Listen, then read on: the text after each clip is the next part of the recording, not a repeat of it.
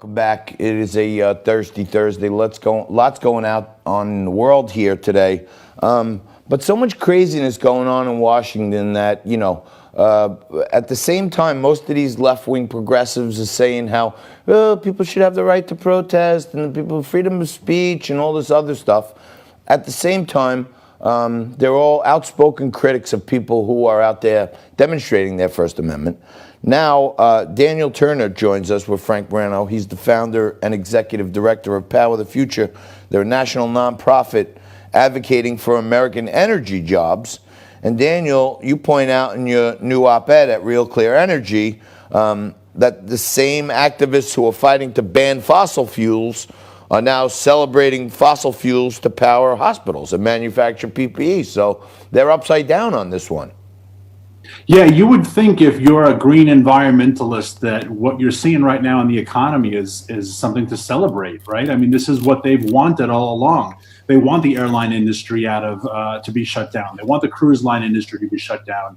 They don't want us driving, right? They don't want us using fossil fuels because they have their climate change agenda. So much so that Alexandria Ocasio-Cortez, the congresswoman from Queens, she tweeted just a few weeks ago when the oil industry was literally collapsing. She tweeted, "You absolutely love to see it." And she had to delete that tweet.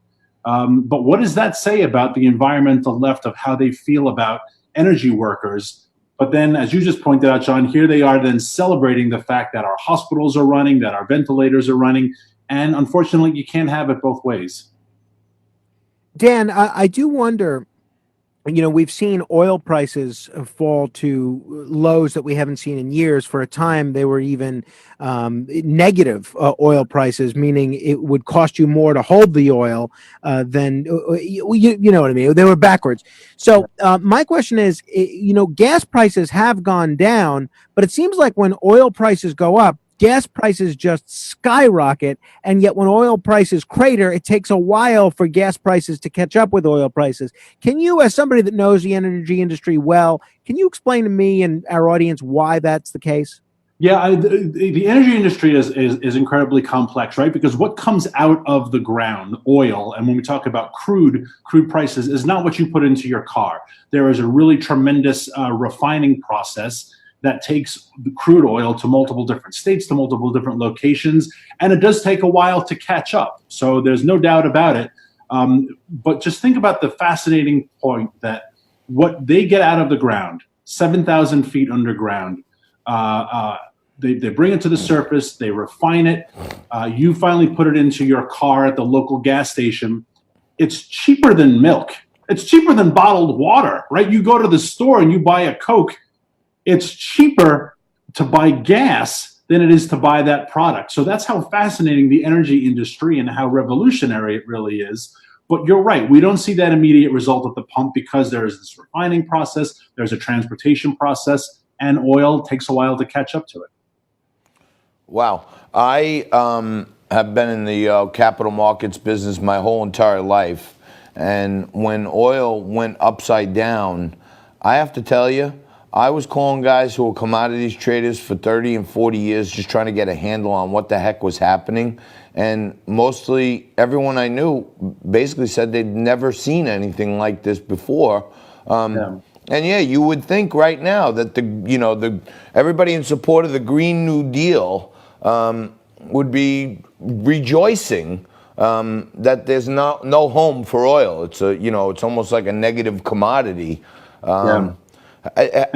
What kind of energy jobs are you advocating for? I mean, is it all in fossil fuel business, or are you also focused on alternative energy?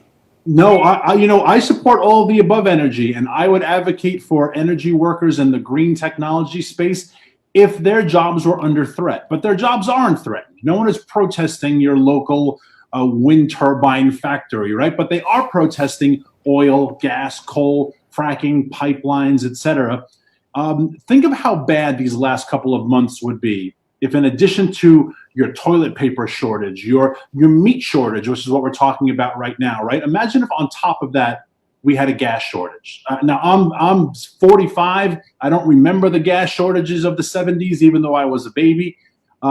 But imagine if on top of the fact that you couldn't find these household products that you need, you couldn't find food, there was no gas to put in your car to drive to the grocery station, to the grocery store. There was not enough oil or natural gas to run our electric grid, right? So oil and gas and coal, fossil fuels are going to rebound. They're going to be the commodities that undergird our economic rebound. The Greens don't want that, right? The Greens advocate against this industry. They go out of their way to try to attack it. And again, this crisis has demonstrated just how important reliable, inexpensive, abundant domestic energy is to our economic and national security success. And what do you see as the political ramifications of this, Dan? You know, we saw how integral coal miners and people that work in oil refineries and things like that were to President Trump's victory in 2016, particularly when Hillary Clinton went out of her way to tell the coal miners, your jobs are going away and not coming back. This year, Joe Biden, who's from Delaware, born in Pennsylvania, seems to have a little bit more of a natural rapport with sort of the blue collar worker. What do you see as the political ramifications of the energy sector going into this year? You know, I've done politics for a while. I thought I kind of knew what I was doing, but the last couple of years have really thrown out the playbook. Normally, when you're at this stage of the presidential campaign, anyone who has gone too far to the left or to the right, they try to find the center, right? You would think the Biden team right now would be trying to appeal to the center, having knocked out Bernie Sanders and Elizabeth Warren, et cetera. And yet here's Joe Biden appointing Alexandria Ocasio-Cortez, this exact person, the woman who tweeted at energy workers losing their jobs. You absolutely love to see it. Here's Joe Biden appointing her to lead up the energy component of his presidential campaign. So if you're an energy worker in Pennsylvania, Trump only won Pennsylvania by 45,000 votes. Out of 6 million cast, he won by 45,000 votes. Pennsylvania has 300,000 fracking in the fracking industry.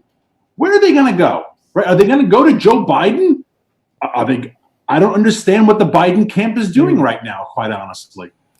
Yeah, well, it seems like, from where I'm standing, the polls, which I don't put much weight into, seem to be saying Joe Biden is winning. There's a Gallup poll out just yesterday saying that Trump has 49% favorability. I don't see any effort from Joe Biden's team to run to the center. And in fact, I think that they had to, I think they screwed over Bernie, in my own personal opinion, but they still have to keep those people close. So they got to continue to lurch further to the left to keep the Bernieites on board, because last time 1 in 10 Bernie fans was so ticked off that they actually voted for Trump as a protest vote. They can't have that happen again.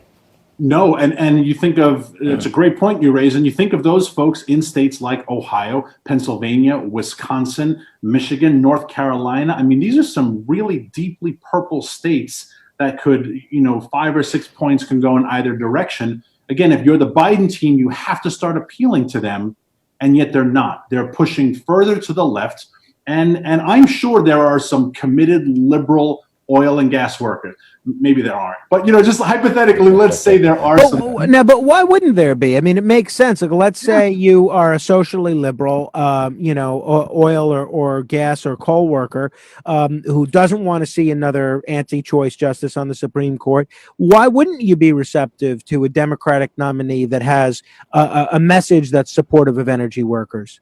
You're right. If there was supportive of energy workers, and that's why you would think Biden would start reaching out to them, but he's not. And as John just said, when you had someone, like Hillary Clinton, who threatened their jobs, right, in 2016, the coal world, if Biden is doing the same thing right now, how does he expect to win these states? And it is interesting that the most fracking that we've seen went on during the Obama-Biden administration, right? So it would seem like Biden does have a record that he could at least spin to energy workers as a positive in some of those purple states. In 2008, Joe Biden said that coal was an integral part of our energy makeup, and that he supported the coal workers. Now he says coal should absolutely be abolished. Joe Biden is on the record saying there is no place for fossil fuels in my administration. Again, I don't know how you make such an outlandish comment just looking at science, physics. This is the party of science, right? Science, physics, math, the electric grid, how it works. But when you also look at the roughly 14 million people who work in the fossil fuel industry, if there's absolutely no place for them, who do you expect them to vote for? Right. All right. We're going to have to leave it there. Dan, thank you very much. Really appreciate it. Check out Daniel Turner, Director of Power the Future, and his op-ed at Real Clear Energy. We got to have you back to talk about fossil fuels some more. Thank you very much. That's Dan Turner. Thanks, gentlemen. Great to be with you. We're going to take a quick break right here. We're going to turn it around. Frankie and I will be back with Steve Malanga. He's an senior editor for City Journal. You're watching Liquid Lunch on Biz TV and Facebook and everything else right here. Back after this.